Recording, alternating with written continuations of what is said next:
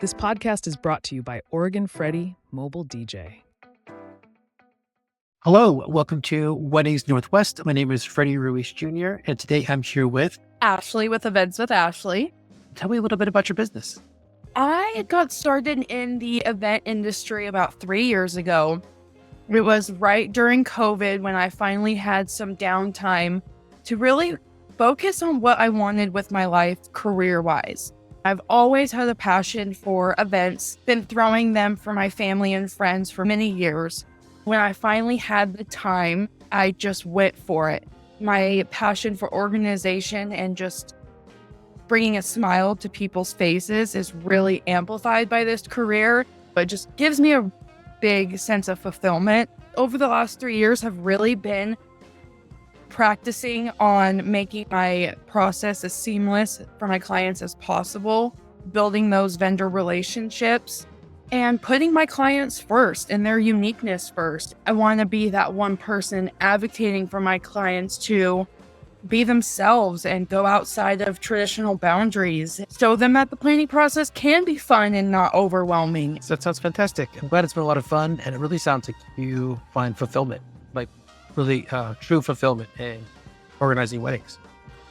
I do, yes. And I actually organize all events. So I get to see people in all different aspects of and journeys of life, from having their first baby to getting engaged to the love of their life, or renewing your vows after 10 or 25 years. And those, being able to be a part of those big milestones, I don't think will ever not feel crazy. Like, it just seems so surreal that I get to be a part of those moments. And I don't think that will ever change, because every moment is just so unique to itself. Let's get started into these topics that you've picked out. So the first one is wedding coordinators versus day of coordinator. What's the difference? When you're looking into planning an event, you've got the two biggest components, which is event coordination and event planning. When you're looking into an event planner, you're looking for somebody who's going to be in the process with you from the very beginning.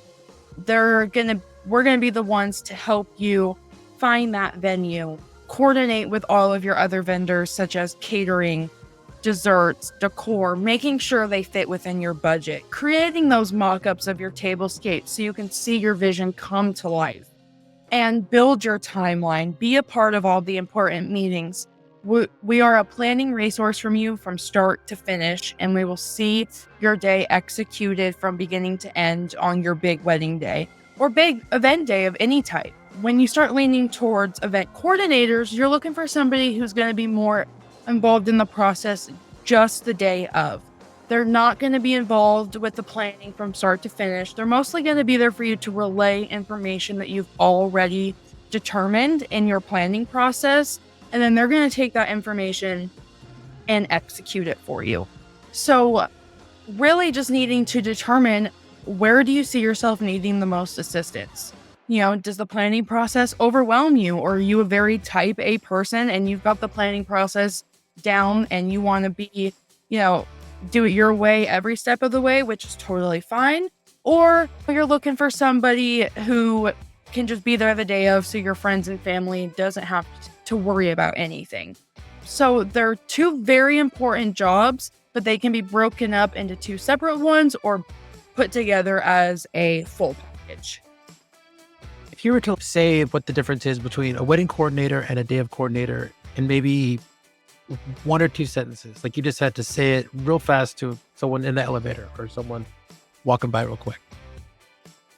I would say an event planner is with you from the beginning to end to help you execute every final and little detail in the planning process. An event coordinator is there for you to pass along information and for them to execute it the day of. Gotcha.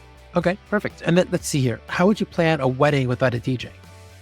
Oh man, that is a hard one, because truly a lot of responsibility then falls on family and friends. You have to task somebody who is going to handle stopping and starting music, handle that dinner dismissal, make announcements when timeline things change.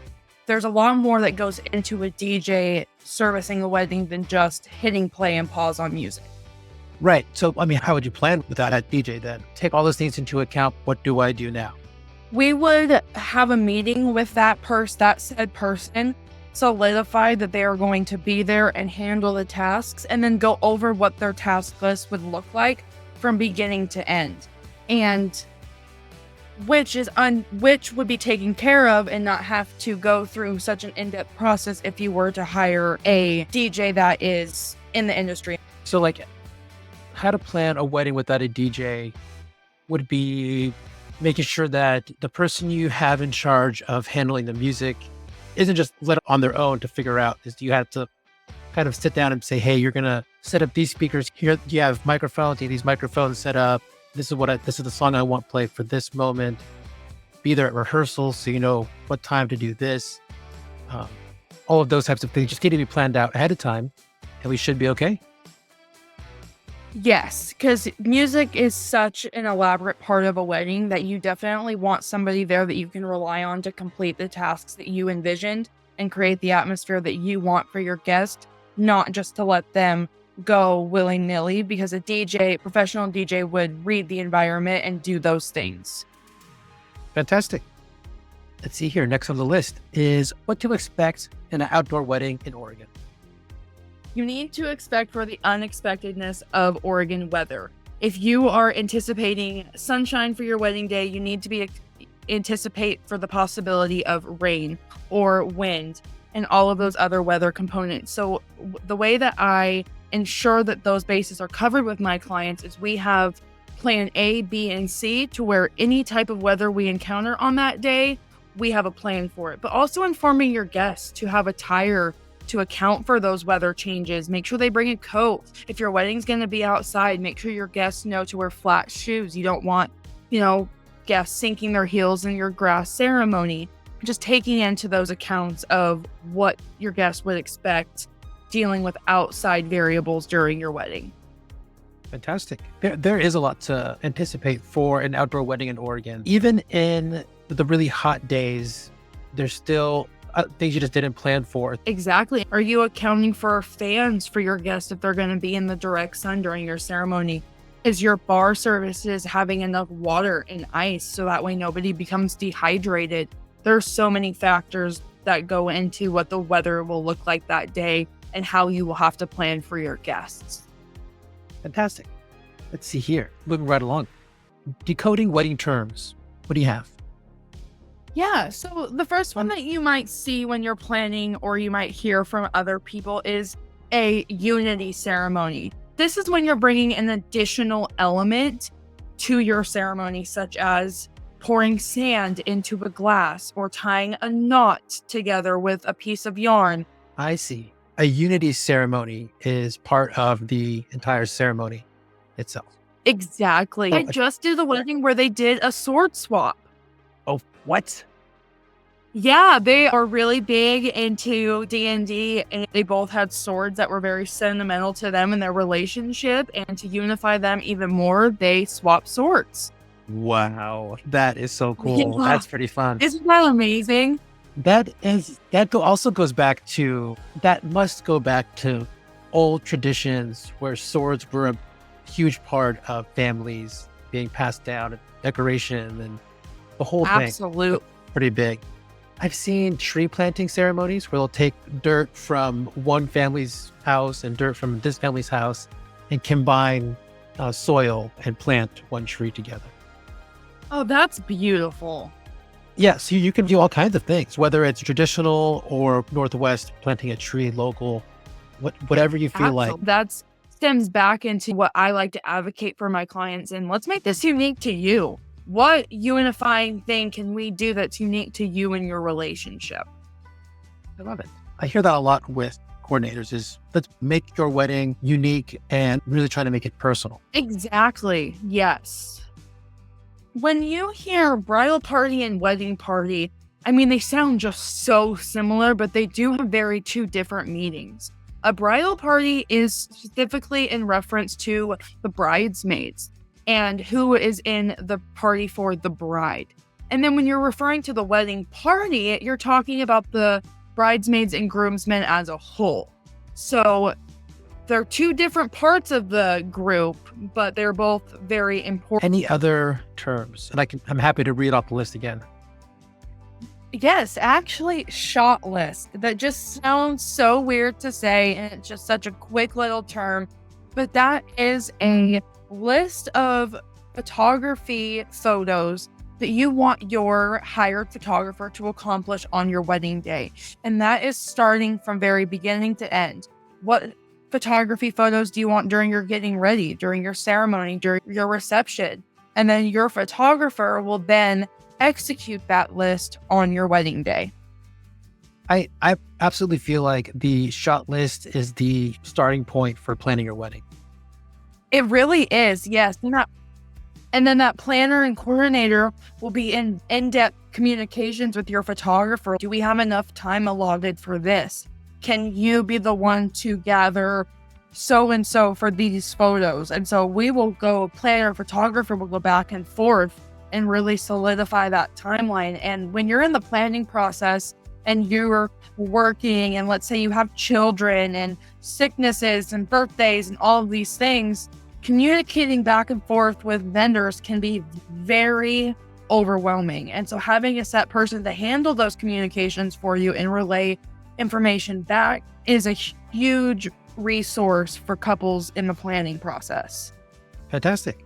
I have a quick question. How often do you submit web inquiries or do that kind of part for brides? I would say about 50%. I would say I have a good solid 50-50 balance between full service events, which that would be planning and coordination services, and just coordination services. Many couples don't see the importance and need for a planner in the beginning when they're securing those vendors. Sometimes it comes later on when they're in the depths of mock-ups and communicating with all the vendors they've already secured and putting it all in a timeline. That's when they start to become overwhelmed and reaching out to us coordinators and planners for assistance. So there is a good chunk of times where they've already secured the vendors that they need, and now they're like, okay, I need some help organizing all of this information. I see. That makes sense. Yeah. Okay. Yeah. Let's see here. Moving right along, which is great. Okay. Wedding rehearsal tips. What do you need to know? Standard rehearsal is when you and your wedding party and immediate family members get together to rehearse the wedding ceremony processional, go over music, timing, the order of the walk, and where everyone stands at the altar. And in some cases, it's followed by a dinner. The most important tip I can give is to not excessively invite people to your rehearsal dinner. You want this to be you, your fiance, your officiant, your wedding party, and immediate family, possibly even your DJ. Limiting that guest list is my biggest tip for your rehearsal. It's fantastic. I've heard a few tips about the wedding rehearsal, and you're absolutely right with limiting it to just the people that are going to be kind of like performing in the party.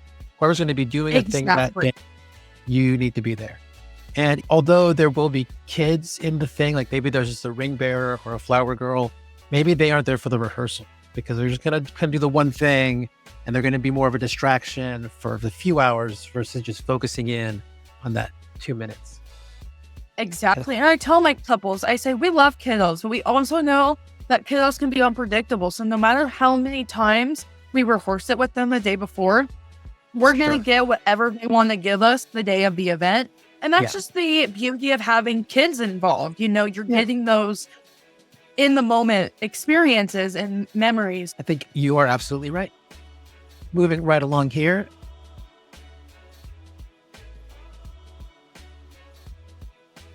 Is DIY wedding decorations, ideas and inspiration.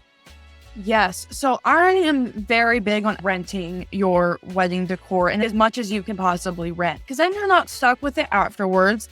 And it usually is a fraction of the cost when you're talking about plates and silverware and cups.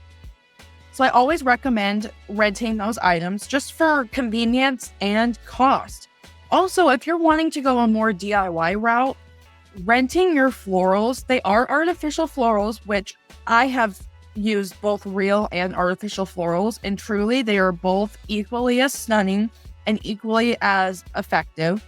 And so when you're wanting to save that extra money when you're doing a DIY wedding, looking into renting those florals as well is another amazing resource to be able to have the ambiance that you're wanting, but then be able to return everything and not feel like you broke the bank for your big day. Do you have any suggestions about vendors that are really good rental vendors in your area? Yes, I'm based in Salem, Oregon, and so the two places I recommend is For the Love of Pete Rentals. They're based in Almsville. They also have a room rental on Liberty Road in Salem. And Dana and Soley, and they're on Pringle Road in Salem. They both have an amazing inventory at amazing prices. And then not to mention the owners are just both the sweetest humans to walk the earth. That's always nice to have good customer service and good people that you want to support. Absolutely. And when I book clients, I have a trusted vendors packet of vendors of all wedding categories, DJs, bar, signage, and all vendors I have worked with and can trust with my clients are in that packet. So my clients also have that resource as well. This is something that I'm sure a lot of people have a very high interest for, planning a dessert table or candy buffet for your wedding. Yes. So this can easily turn into a very expensive addition to your wedding. So it really comes down to what your priorities are. Do you want to have just a wedding cake and do a simple cake cutting and have cake for your guests? Or do you want to plan an elaborate dessert table? What desserts do my guests like? Do I need to account for any food allergies? Will there be a kid-friendly dessert? That's when you're offering your guests a full table of a variety of desserts and individual quantities that they can just pick up. In the long run, it can become an unneeded expense for some. I think you're absolutely right. How important are desserts to you? After you've already had the conversation about the venue and your guest list and your entertainment and the decorations, and now we're talking about how important desserts are. Sometimes it's just hey, cookies. We got cookies right over there. Right. Knock yourself out. Please take some. And sometimes it's, hey, everyone in the family has made a pie. We have 7 pies, and come over here and we're going to talk to you about all of these pies. Not all caterers do desserts. So you also have to consider that's a whole other vendor you might have to hire. Exactly. And then when to bring them out, how to have them on display. Do you cover them? Yes, because that's another component too. You have to ask, because just buying the cake from a vendor is one thing, but are you paying for travel and setup fee where they're going to come in, set up the dessert table, or is that responsibility falling on your event coordinator or family and friend if you don't have a coordinator? Right. Let's see. This is a new one for me that I have yet to talk about with someone. Wedding invitation etiquette. What to include and when to send. Yes. So first, I want to start by saying the importance of a wedding website, and that's utilizing something like The Knot. And that is a localized place that you can have all information, your date, your venue location, any travel accommodations for your guest, Q&A to all possible questions your guests can ask, and even your registry and an RSVP card for your guests to submit. So when you start with that wedding website, you can then utilize that QR code on your save the dates and your invitations. I recommend sending save the dates roughly a year in advance, and that's just a simple, here, save the date, really only requires the name, the date, and the venue location of the couple, and including that QR code so they can start to get familiar with that wedding website. And then when you send your invitation, which I recommend doing about 6 months in advance, you are including the couple's name, the venue location, the ceremony start time, and then RSVP date by. And that's also including your QR code. So that way your guests can go back to that website and complete those tasks. What are some creative things, or actually what are some personal things that you've seen people add to their website or invitations? Yeah, I actually have a couple currently who the bride's favorite animal, and it's just been a favorite animal for as long as I can tell, is a giraffe. And so they have incorporated giraffes into their wedding suite invitation suite and into their welcome sign and other components of their wedding. And it's just a cool little addition that I've never seen before. So people definitely, oh, yep, this is obviously Sarah's wedding. Sarah loves giraffes. Of course, she's going to have giraffes on her stuff. Got it. Absolutely. And that's a service I also offer in my full service packages is weddings invitation creation through Canva. So I will help clients create invitations completely unique to them. I don't use a template. I start from scratch into where you're getting a font, colors, a whole scheme just for you. Wow. Is that additional to packages or is that included in one of your packages? It's included in my full service package. Got it. I have a question about the knot. If someone were to utilize the knot for their website, does it cost money? It does not, actually. It's a free site. It's truly, the knot is an amazing resource for many things in the wedding planning process. It can be your wedding website. It can be a place to locate vendors. It can be a place to see reviews written by real clients of those vendors. It's a free, amazing resource for wedding clients. I've never really suggested before to use the knot, but I've always been a fan of people that have wedding websites. I think it's very important. I don't know about very important, but I think it's really smart. And it's kind of fun and it's super cool and convenient for people to kind of to check in and always have a reference to go back. When was that? What is that? What am I supposed to dress? What's the thing? It's on a place online. Yeah. It's like how we operate these days. And it's good to know that the knot is doing it for free. I like that. Yes. And it can also eliminate that very tedious back end because they can go there and they can get every single answer that they could possibly have about your day without needing to text you every single little detail that they need to know. I like that. I'm going to suggest that, I would definitely suggest to couples to do the knot website and to also get their own email. I love seeing, it's kind of tough for like marketing. I'm probably going to re-email people for that. But when I see, bride and groom at whatever, and that's like their email for all their wedding vendors and everything that happens and any follow-ups and all that junk is going into one email and then it's gone. Because who knows what the follow-ups and the things you sign up for. I think it's really smart.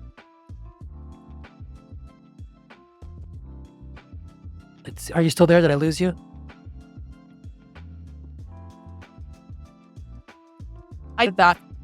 Reader art. Okay. Yeah, it's kind of cutting out a little bit on my end. Hopefully it's still recording though. Can you hear me now? Are you still there? I can hear you now, yeah. Yes, okay, perfect. I'm still here. Oh.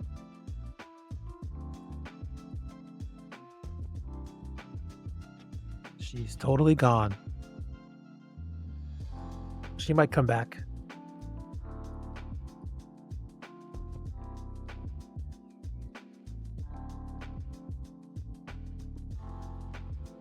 Send her a link again. Something happened.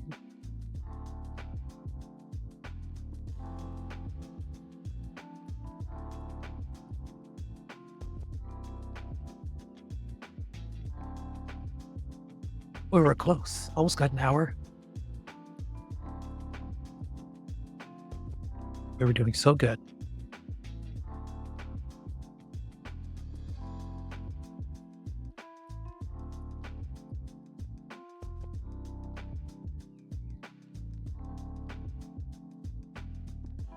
Hey. Can you hear me?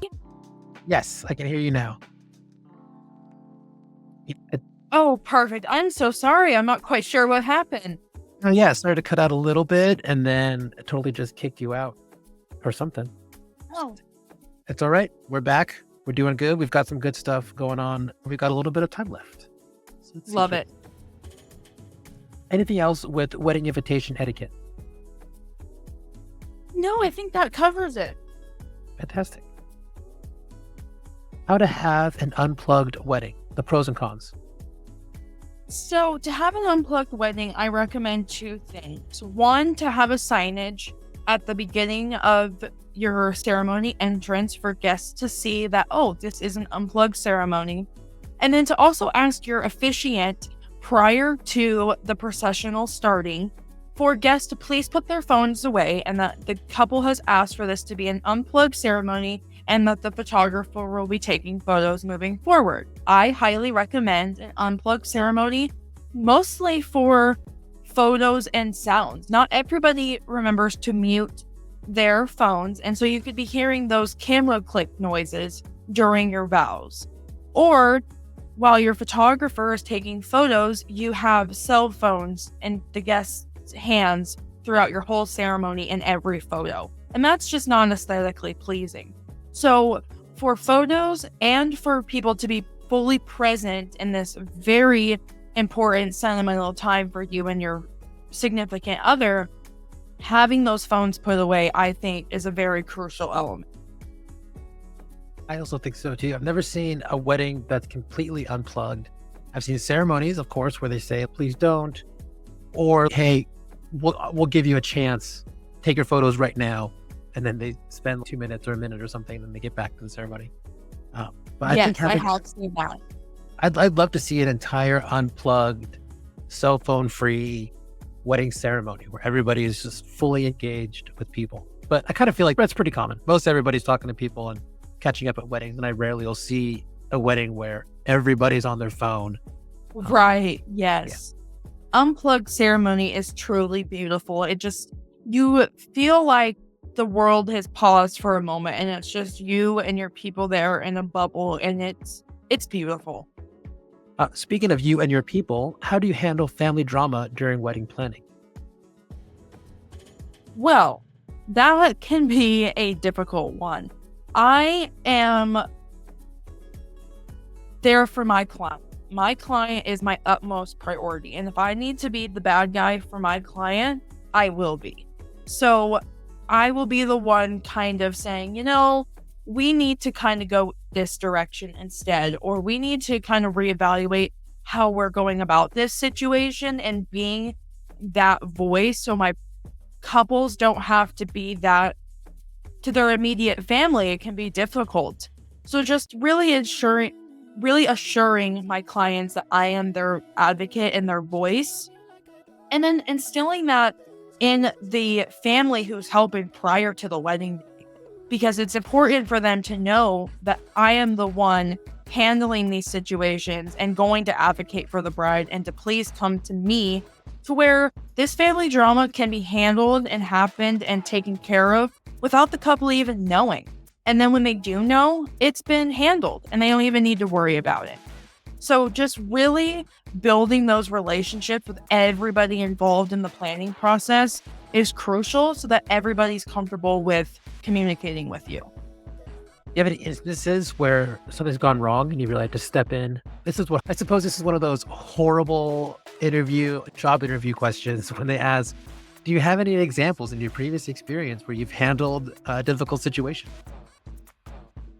And then how did you Are you referring to specifically in realms of family drama? Yeah. I'm going to knock on wood.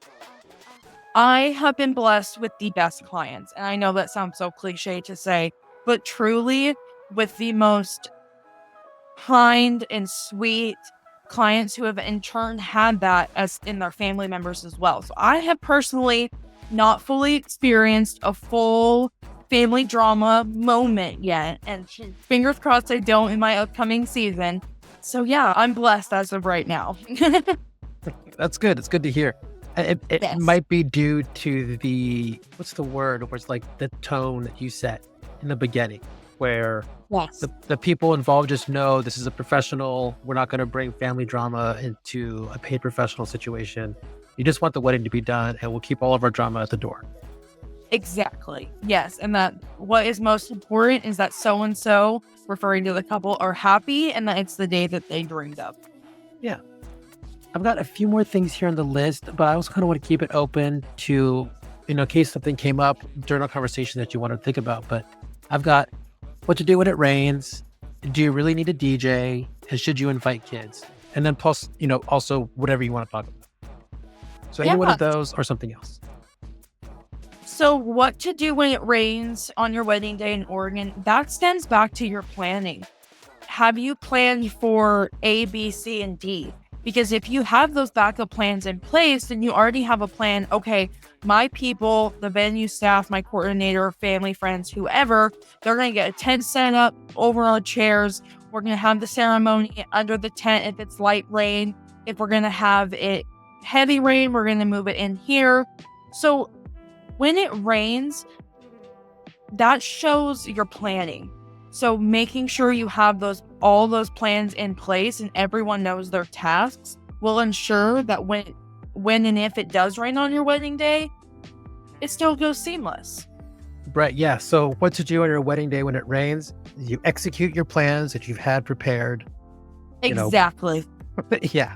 I hear that a lot also. It's like things don't go wrong because we plan for these things. We have experience of doing weddings in June or November or April. We know what happens during those times and just plan for it, which can be difficult. So that's why we have a wedding planner that knows tent sizes and tent vendors and budgets and dealing with those contracts, and don't have to worry about the sizes and the shapes and the quality. The planner knows what to get for your reception tent or your ceremony tent or just umbrellas. Yeah. Okay. And it's also an important conversation with your venue too. Like, what spaces can you accommodate for what particular scenarios? Or is the room available that I would use for my rain plan in my original contract, or would that be an additional cost? There's also a lot of venue considerations that you need to consider when creating your plans for backup. Yep. It's always nice to have the coordinator planner by your side. Like, seriously, to be able to go through those contracts and to think of the details and ask the questions that you just aren't thinking of because you've never been married before. Exactly. I can agree with you on that one. Anything else you want to be sure to bring up or mention before we close out? When I think a big one that couples go back and forth on is kids. And that just really stems to the ambiance that you want your wedding to be. And do you want a more sophisticated grown-up nights out, or do you want a family-oriented kid and all invited? So really coming down to what do you and your significant other see for your wedding day vibe is kind of what comes down to whether you're going to have kids there or not. And what I always try to tell my clients is, don't feel the expectation to have to. This is your day. This is the money you're spending. You're putting in all this time and effort. What you say goes. And I would also you're totally right with, hey, it's your time that you're putting into it. It's money that goes into this. And we want to make sure that everything goes according to schedule, according to plan, and everyone's having fun. And I think that maybe some couples will think, oh man, I know that if this person I invite brings their kids, it's going to be a disaster. And I feel difficult in saying, you can't bring your kids. So maybe it's easier if we just say no kids at all.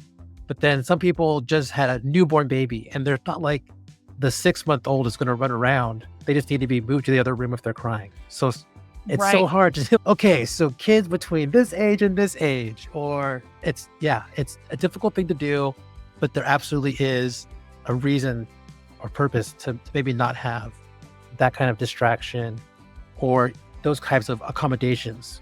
We're doing a video game arcade, and then we're going to do, we're all going to take shots out of the ice sluice, or whatever it is. Right. Whatever adult themes are happening for the adult kids, it's easier to do those or to have more fun with the Roman candles that we're handing out. You don't have to worry about exactly. Kids. Yes. I've also had, couples or clients even propose the idea of just a child-free ceremony. And that's more for people who are doing a 2 separate location ceremony reception situation. But sometimes, they're like, yeah, we want your kids there for the party. We want to celebrate with your kiddos. But for this quiet, intimate moment, we ask for just adults only. And that's also very common. I like that. I haven't heard of that one yet. And that one's really nice because you can still bring the kids to the party and run around and do stuff, eat the cake. Absolutely. But we're just going to have a nice, simple, straightforward ceremony. No slips, no bothers. We're going to video record it. So that's not just photos. Everything is exactly. anything else? This has been a great conversation, by the way. I agree. I've really enjoyed chatting with you this morning or afternoon now, I guess. But no, I think we covered some amazing key points in the wedding planning and wedding industry as a whole that I think will be great key points for listeners to hear. Let's finish this out with letting people know how we can get a hold of you. Yeah, so you can visit my website at www.eventwithashlee.com. There you can see all of my packages, my portfolio, and the ability to submit a request form. You can also email me at contact@eventswithashlee.com, and you can see me on Instagram at events.with.ashlee.